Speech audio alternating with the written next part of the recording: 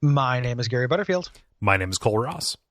and this is Monster in My Podcast. And this is the Gibberling.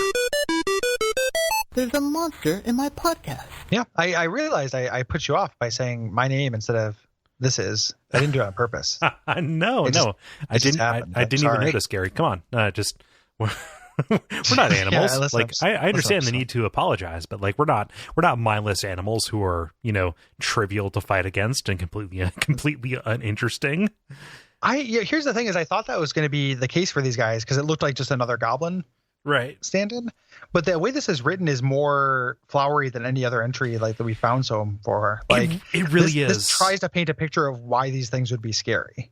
Okay, so like it mostly puts you in the scene, like in the moment of these guys, rushing out from some kind of mouth in an open hill or cave, and then just kind of like taking you over.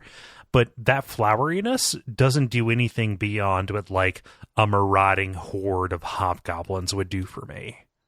Well, the reason why, so the flowering, this thing is mechanically that more or less. The issue is you have the marauding horde, and the number of appearing of these are 40 to 400. Yes. So like they're one hit dice creatures, but the idea being that like you might run into 12 hobgoblins or whatever.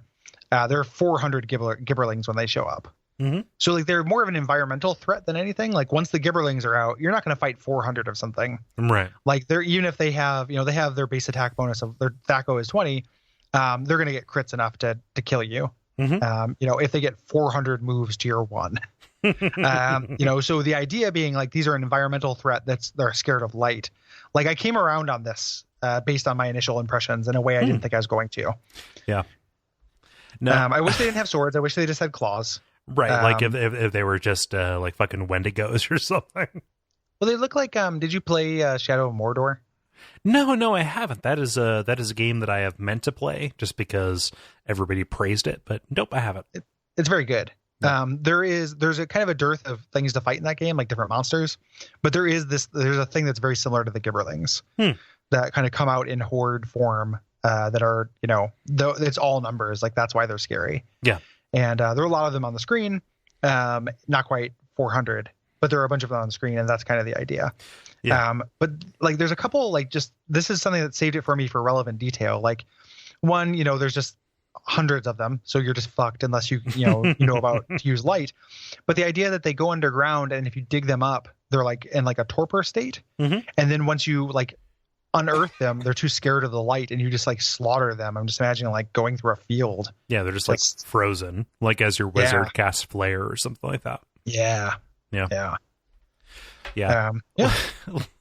Like I dig these guys, and I think that I would like them more if they were presented as a swarm, but like presented as this kind of bat-faced lycanthrope.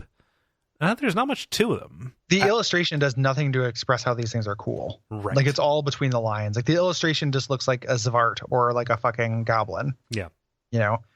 There's I think the weird long toes. Like there's nothing like, and they've got like ninja feet as feet. Like Ninja Turtle feet. Yeah. Like it's very, very strange. It's just in like, you have to use your imagination of like, 400 of these things. Like I bet you their eyes are reflective like spiders. So if like you look out in the field and you shine your torch, they all cower away, but just on the edge of the torch light, you just see hundreds and hundreds of pairs of eyes, Your torch is sputtering. You're walking through the mountains like slowly as your torch slowly dies, The music from Shadowgate comes on. They're just waiting and drooling. Yeah. You and they're backing away from you, so you're stepping in like puddles of their drool and their tracks as they back away from you. Like it's again environmental hazard. As an individual, they suck. Right. Like they're and they're just we have too many things that are just like this. Yeah. This is one of those like more is more things, which is rare, but like if you actually pump up the numbers, you get a little bit of added value. Yeah. So like I could see this being like thrown in as a way to like make you feel like a badass. Like, you you attack and you roll like an 18, so you cut through like 5 of them because they are hit dice 1, THAC0 20. So like you can't not miss them. Oh, you definitely can't miss them, but like unless you have cleave feats and shit, you're not going to hit more than one. That's a fireball will take out 10 of these things, Right. but then there's 390 left. So they're like the horde from Left 4 Dead almost. Yeah. I think that's kind of the idea. Also, it is unclear how or when or even if they procreate. Yep, I highlighted that one too. So and also I love how futile it is to even chase them down to their spawning coves.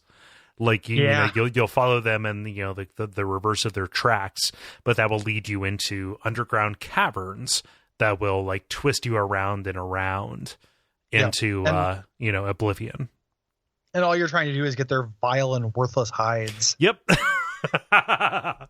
Oh my gosh, it's really amusing how much we choose to focus on the same things, because I was going to say there's not even a reason to kill these things for treasure. Even the most pathetic beasts that we find, they're worth something for their component parts. No, not these. No, they're nothing. They're garbage monsters. If you cut open their muscles, just a bunch of Arby's flies out.